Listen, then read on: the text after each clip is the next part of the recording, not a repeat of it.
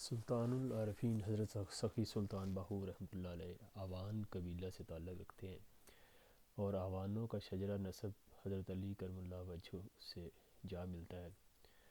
آوان حضرت علی کرم اللہ وجہ کی غیر فاطمی اولاد ہیں۔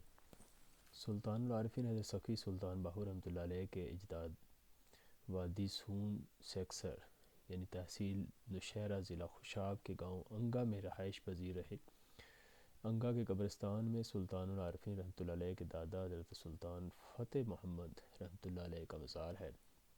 اسی انگا گاؤں میں سلطان العارفین حضرت سخی سلطان باہو رحمۃ اللہ علیہ کی دادی محترمہ اور نانا رحمۃ اللہ علیہ کی مبارک قبریں بھی موجود ہیں۔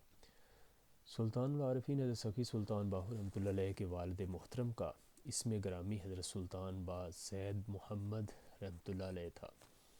سلطان باز زید رحمۃ اللہ علیہ پیشہ ور سپاہی اور مغل بادشاہ شاہ جہان کے لشکر میں ایک ممتاز عہدے پر فائز تھے۔ آپ رحمۃ اللہ علیہ نے اپنی تمام جوانی جہاد کی نذر کر دی۔ جب آپ کی عمر ڈل چکی تو آپ رحمۃ اللہ علیہ اپنے علاقے میں واپس آ گئے اور اپنی ایک رشتہ دار ہم کفو خاتون حضرت بی بی راستی رحمۃ اللہ علیہ سے نکاح فرمایا۔ حضرت بی بی راستی رحمۃ اللہ علیہ ایک عارفہ کاملہ تھیں اور فنا فی ہو کے مرتبے پر فائز تھیں۔ سلطان العارفین حضرت سخی سلطان باہو رحمۃ اللہ علیہ اپنی تصانیف میں اپنی والدہ محترمہ سے عقیدت و محبت کا بارہا اظہار فرماتے ہیں کہ مائی راستی صاحبہ رحمۃ اللہ علیہ کی روح پر اللہ تعالیٰ کی 100 بار رحمت ہو کہ انہوں نے میرا نام باہو رحمۃ اللہ علیہ رکھا ہے۔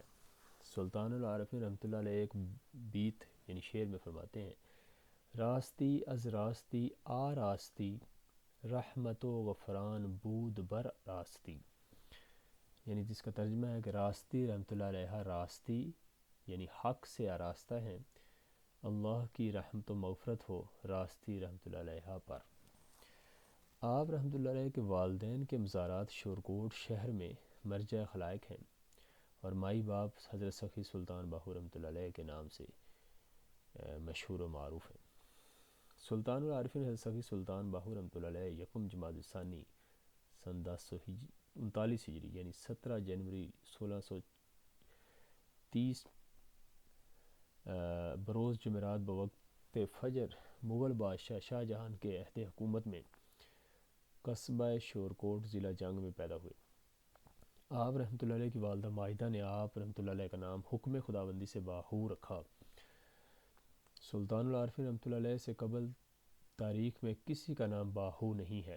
سلطان العارفین اس میں ہو کے عین مظہر ہیں، اسی لیے آپ رحمۃ اللہ علیہ کا نام اسم بھی باہو ہے۔ سلطان العارفین رحمۃ اللہ علیہ مادرزاد ولی کامل تھے، اسی لیے آپ رحمۃ اللہ علیہ کی آنکھوں میں ازلی نور چمکتا تھا اور آپ رحمۃ اللہ علیہ کی پیشانی نور حق سے منور تھی۔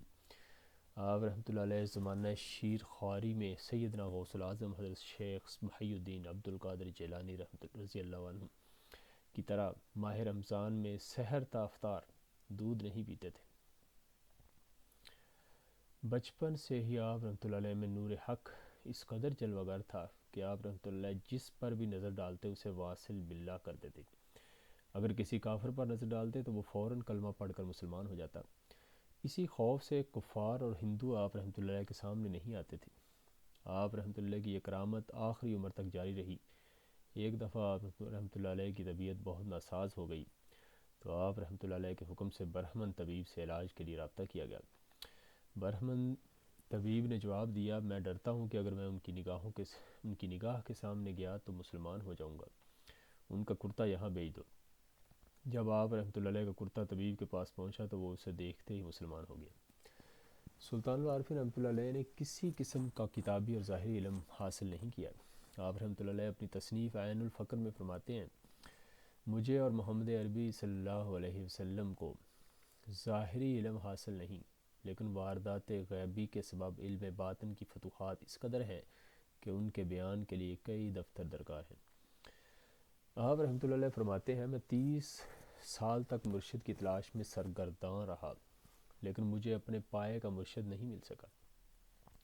ایک دن دیدار الہی میں مستغرق آپ رحمۃ اللہ علیہ شور کوٹ کے نواح میں گھوم رہے تھے کہ اچانک ایک صاحب نور، صاحب حشمت اور باروب سوار نمودار ہوا، جس نے اپنائیت سے پکڑ کر آپ رحمۃ اللہ علیہ کو قریب کیا اور بڑے دل نشین انداز میں فرمایا کہ میں علی بن ابی طالب رضی اللہ عنہ ہوں۔ آپ رحمۃ اللہ علیہ نے مولا علی کرم اللہ وجہ کو دیکھا تو قریب تھا کہ خود کو آپ رضی اللہ تعالیٰ پر نثار کر دیتے۔ حضرت علی کرم اللہ وجہ نے آپ رحمۃ اللہ علیہ پر توجہ مرکوز کی اور فرمایا، فرزند، آج تم رسول اللہ صلی اللہ علیہ وآلہ وسلم کے دربار میں طلب کیے گئے ہو۔ پھر جیسے وقت تھم گیا، ہر شے ساکت ہو گئی اور آپ رحمۃ اللہ علیہ نے ایک لمحے میں خود کو آقا پاک صلی اللہ علیہ وآلہ وسلم کی بارگاہ میں پایا۔ اس وقت اس بارگاہ عالیہ میں حضرت صدیق اکبر رضی اللہ عنہ، حضرت عمر رضی اللہ عنہ، حضرت عثمان رضی اللہ عنہ اور تمام اہل بیت رضی اللہ عنہم حاضر تھے۔ آپ رحمۃ اللہ علیہ کو دیکھتے ہی پہلے حضرت ابوبکر صدیق رضی اللہ عنہ نے مجلس سے اٹھ کر آپ رحمۃ اللہ علیہ سے ملاقات کی اور توجہ فرما کر رخصت ہوئے۔ بعد ازاں حضرت عمر فاروق رضی اللہ عنہ اور حضرت عثمان رضی اللہ عنہ بھی توجہ فرمانے کے بعد مجلس سے رخصت ہو گئے، تو مجلس میں صرف اہل بیت رضی اللہ عنہ اور رسول مقبول صلی اللہ علیہ وآلہ وسلم ہی رہ گئے۔ آپ رحمۃ اللہ علیہ فرماتے ہیں کہ مجھے ایسا معلوم ہوتا تھا کہ حضور اکرم صلی اللہ علیہ وآلہ وسلم میری بیعت حضرت علی کرم اللہ وجہ سے سپرد فرمائیں گے، مگر آن حضرت صلی اللہ علیہ وسلم نے اپنے دونوں دست مبارک میری طرف بڑھا کر فرمایا، میرے ہاتھ پکڑو، اور مجھے دونوں ہاتھوں سے بیعت فرمایا۔ آپ رحمۃ اللہ علیہ فرماتے ہیں جب آن حضرت صلی اللہ علیہ وسلم نے ایک مرتبہ کلمہ لا الہ الا اللہ محمد الرسول اللہ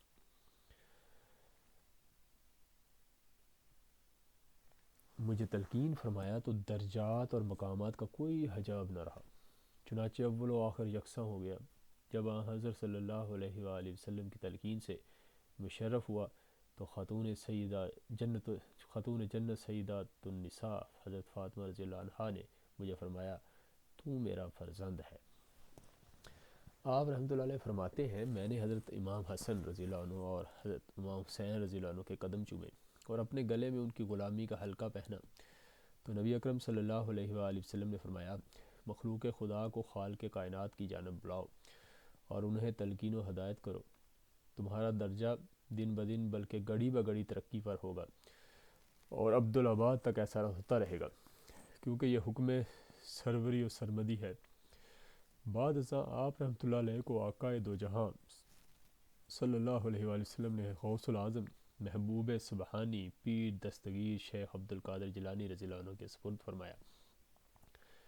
حضرت پیر دستگیر رضی اللہ عنہ نے آپ رحمۃ اللہ علیہ کو باطنی فیض سے مالا مال کرنے کے بعد خلقت کو تلقین و ارشاد کا حکم دیا۔ آپ رحمۃ اللہ علیہ فرماتے ہیں جب فقر کے شاہسوار نے مجھ پر کرم کی نگاہ ڈالی تو ازل سے ابد تک کا تمام راستہ میں نے طے کر لیا۔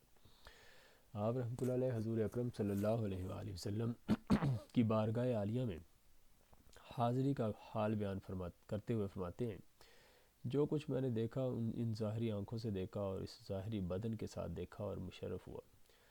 رسالہ روحی شریف میں آپ رحمۃ اللہ علیہ فرماتے ہیں، دست بیعت کرد مارا مصطفیٰ، خواندہ است فرزند مارا مجتبیٰ، شد اجازت باہو را از مصطفیٰ، خلق را تلقین بکن بہر از خدا، جس کا ترجمہ ہے کہ مجھے حضرت محمد صلی اللہ علیہ وسلم نے دست بیعت فرمایا اور انہوں نے مجھے اپنا نوری حضوری فرزند قرار دیا۔ مجھے حضور صلی اللہ علیہ وسلم نے اجازت دی کہ میں خلق خدا کو اللہ کی راہ کی تلقین کروں۔ آپ رحمۃ اللہ علیہ فرماتے ہیں، فرزند خود خواندہ است مارا فاطمہ، معرفت فقر است برمن خاتمہ، یعنی حضرت فاطمہ الزہرا رضی اللہ عنہا نے مجھے اپنا فرزند فرمایا ہے، اس لیے معرفت فقر کی مجھ پر انتہا ہو گئی۔ سیدنا غوث العظم شیخ عبد القادر جیلانی رحمۃ اللہ علیہ سے باطنی تربیت کی تکمیل کے بعد آپ رحمۃ اللہ علیہ نے سید عبد الرحمن جیلانی دہلوی رحمۃ اللہ علیہ کے دست اقدس پر بیعت فرمائی اور خلق کو تلقین اور رشد و ہدایت کا آغاز فرمایا۔ اس مقصد کے لیے آپ رحمۃ اللہ علیہ نے بہت سے سفر کیے آپ رحمۃ اللہ علیہ نے زیادہ تر سفر وادی سون، سیکسر، ملتان، ڈیرہ غازی خان، ڈیرہ اسماعیل خان، سندھ اور بلوچستان کی طرف کیے۔ آپ رحمۃ اللہ علیہ کی ساری زندگی شہر شہر کریا کریا گھوم پھر کر طالبان مولا کو تلاش کرنے اور انہیں واصل باللہ کرنے میں گزری، کیونکہ خلق خدا کو تلقین کرنے کی یہ ذمہ داری آپ رحمۃ اللہ علیہ کو حضرت محمد رسول اللہ صلی اللہ علیہ وسلم کی بارگاہ اقدس سے حاصل ہوئی۔ سلطان العارفین حضرت سخی سلطان باہو رحمۃ اللہ علیہ سلطان الفقر کے مرتبہ پر فائز ہیں۔ جس طرح محبوب سبحانی، قطب ربانی، غوث سمدانی حضرت سیدنا شیخ عبد القادر جیلانی رحمۃ اللہ علیہ کا اعلان قدمی حاضی اعلیٰ رقبت کل ولی اللہ ہے، اسی طرح سلطان العارفین رحمۃ اللہ علیہ نے اعلان فرمایا تا آنکا از لطف ازلی سرفرازی عین عنایت حق الحق حاصل شدہ واز حضور فائز النور اکرم نبوی صلی اللہ علیہ وآلہ وسلم، حکم ارشاد خلق شدہ چہ مسلم چہ کافر چہ با نصیب چہ بے نصیب چہ زندہ و چہ مردہ، بس زبان گوہر فشاں مصطفیٰ ثانی و مجتبیٰ آخر زمانی فرمودہ۔ رسالہ روحی شریف۔ ترجمہ: جب سے لطف ازلی کے باعث حقیقت حق کی عین نوازش سے سربلندی حاصل ہوئی ہے اور حضور فائز النور نبی اکرم صلی اللہ علیہ وآلہ وسلم سے تمام خلقت، کیا مسلم کیا کافر، کیا با نصیب کیا بے نصیب، کیا زندہ اور کیا مردہ، سب کو ہدایت کا حکم ملا ہے، آپ صلی اللہ علیہ وسلم نے اپنی زبان گوہر فشاں سے مجھے مصطفیٰ ثانی اور مجتبیٰ آخر زمانی فرمایا ہے۔ مصطفیٰ ثانی اور مجتبیٰ آخر زمانی کے لقب سے مراد یہ ہے کہ آخری زمانہ میں جب جاہلیت اپنے پر پھیلانے لگے گی تو حضرت سلطان العارفین حضرت سخی سلطان باہو رحمۃ اللہ علیہ کے سلسلہ کا کوئی امام آپ رحمۃ اللہ علیہ کی تعلیمات کو عام کر کے آپ رحمۃ اللہ علیہ کے سلسلہ فقر کے ذریعے ظلمت و جہالت کو نیست و نبود کر کے دین حق کا پھر سے بول بالا کرے گا۔ سلطان العارفین حضرت سخی سلطان باہو رحمۃ اللہ علیہ کی 140 تصانیف ہیں، جن میں سے صرف ایک پنجابی ابیات کی صورت میں ہے اور دیگر تمام فارسی میں ہیں۔ آپ رحمۃ اللہ علیہ کی کتب علم لدنی کا شاہکار ہیں۔ سلطان العارفین رحمۃ اللہ علیہ کا یہ فرمان ہے کہ جس کو کوئی مرشد کامل اکمل نہ ملتا ہو وہ میری کتب کو وسیلہ بنائے۔ آپ رحمۃ اللہ علیہ رسالہ روحی شریف میں فرماتے ہیں اگر کوئی ولی واصل عالم روحانی یا عالم قدس شہود سے رجت کھا کر اپنے مرتبے سے گر گیا ہو، وہ اس رسالہ کو وسیلہ بنائے تو یہ رسالہ اس کے لیے مرشد کامل اکمل ثابت ہوگا۔ اگر وہ اسے وسیلہ نہ بنائے تو اس سے قسم ہے، اور اگر ہم اسے اس کے مرتبے وال بحال نہ کریں تو ہمیں قسم ہے۔